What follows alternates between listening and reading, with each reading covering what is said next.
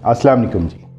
औरंगज़ेब आलमगीर के ज़माने का एक वाक़या है कि एक बहरूपिया उसके पास आया और उसने कहा, बादशाह सलामत, मैं आपसे शर्त लगाना चाहता हूँ कि मैं आपके सामने बहरूप बदल कर आऊँगा और आप मुझे पहचान ना पाएंगे। औरंगज़ेब ने ना चाहते हुए ये शर्त कबूल की और 500 अशरफियाँ देने का ऐलान भी कर दिया। इस सारे वाक़ये को 1 साल तकरीबन गुज़र गया। उसी दौरान बादशाह वक्त को एक मुहिम पेश आई। जब बादशाह वहाँ अपने लाहो लश्कर के साथ पहुँचा और हमला किया तो उसे नाकामी हुई और पै दर पै नाकामियों की वजह से वो थोड़ा परेशान हुआ। किसी ने मशवरा दिया कि करीबी गांव में एक दरवेश है, उससे अगर दुआ करा ली जाए तो ये मार्का आसान हो जाएगा। औरंगज़ेब उस दरवेश की दरबार में हाजिर हुआ और वहाँ जाकर अर्ज़ की कि हमारे लिए दुआ की जाए। दरवेश ने कहा, बरोज़ बुध हमला करना मुकम्मल जोश और वलवले के साथ। बादशाह ने वैसा ही किया और मार्का सर हो गया।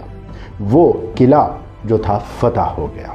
बादशाह वक्त बहुत खुश हुआ और ढेर सारे इनाम व इकराम लेकर दरवेश के पास हाजिर हुआ और वहाँ जाकर 2 कस्बे देने का भी ऐलान कर डाला। मगर दरवेश ने सिर्फ 500 अशरफियाँ उठाईं और बाकी सारी चीज़ें नज़र न्याज और इनाम व इकराम यकसर ठुकरा दिए। बादशाह ने कहा कि ये तुमने क्या किया? उसने कहा, जनाब, मैं वही बहरूपियाँ हूँ जिसने आपसे साल पहले शर्त लगाई थी और शर्त की रकम 500 अशरफियाँ ही तय हुई थी।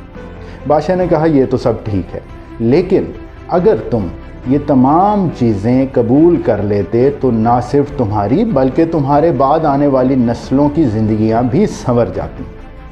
अब जो बहरूपिये ने जवाब दिया मेरे ख़याल से सोने के हरूफ से लिखे जाने के काबिल है। बहरूपिये ने कहा, नहीं जनाब, ये मुझे ज़ेब नहीं देता कि मैं बहरूप तो सच्चों का अपनाऊं और हरकतें नीचों वाली करूं, झूठों वाली करूं। क्या सीखा इससे?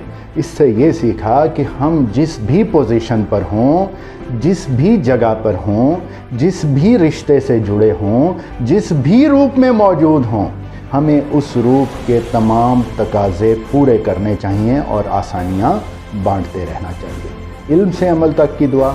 अल्लाह हाफ़िज़।